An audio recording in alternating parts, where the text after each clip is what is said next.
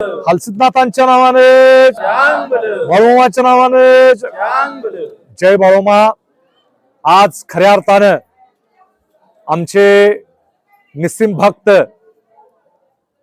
हलसिद्धनाथ बाळूमामांचे निष्ठावंत भक्त आणि आमचे एकनिष्ठ शिष्य असणारे मयूर सनगर महाराज यांच्या दरबारात खऱ्या अर्थानं प्रतिवर्षीप्रमाणे श्री हलसिद्धनाथ देवाचा आणि बाळूमामांचा भंडारा उत्सव साजरा करत असताना हा भंडारा उत्सव साजरा करत असताना पेठ वडगाव नगरीमध्ये नाथांच्या आणि मामांच्या भव्य अशा रथातून ढोलाच्या गजरात भंडाऱ्याच्या उधळीने आणि नामघोषात श्रींची नगर प्रदक्षिणा काढण्यात आली। त्यानंतर खऱ्या अर्थानं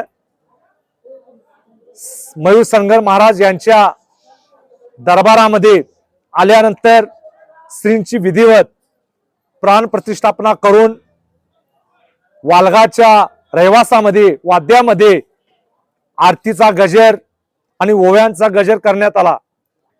त्यानंतर श्रींची भाकणूक करण्यात आली आणि खऱ्या अर्थानं एक उद्देश ठेवून भक्तीचा झरा अमृताचा झरा या भावनेतून मयूर सनगर महाराज यांनी मोठ्या प्रमाणात भक्तिभावानं आपल्या शक्तीनं भक्तीनं गेले 5-6 वर्ष झालं या भंडारा सोहळ्याच्या माध्यमातून अन्नदानाचा फार मोठा कार्यक्रम या ठिकाणी करण्यात येतो। हा भंडारा सोहळा करण्याचा हेतू एकच की या ठिकाणी नाथांच्या आणि मामांच्या पदस्पर्शानं ही पेठ वडगाव नगरी पुण्यवंत आणि भाग्यवंत व्हावी। जे आडलेले नडलेले आहेत, ज्यांना अप्पाचवाडीला आदमापूरला जाता येत नाही, अशा भक्तांसाठी वर्षातून एकदा त्यांच्या भक्तीनं आणि श्रद्धेनं अतिशय चांगल्या पद्धतीने या ठिकाणी नाथांचा आणि मामांचा भंडारा उत्सव साजरा केला जातो। या ठिकाणी पारंपरिक पद्धतीनं ढोलाचा गजर असू दे, भंडाऱ्याची उधळण असू देत, ओव्यांचा कार्यक्रम असू देत, त्यांच्या माध्यमातून या ठिकाणी केला जातो।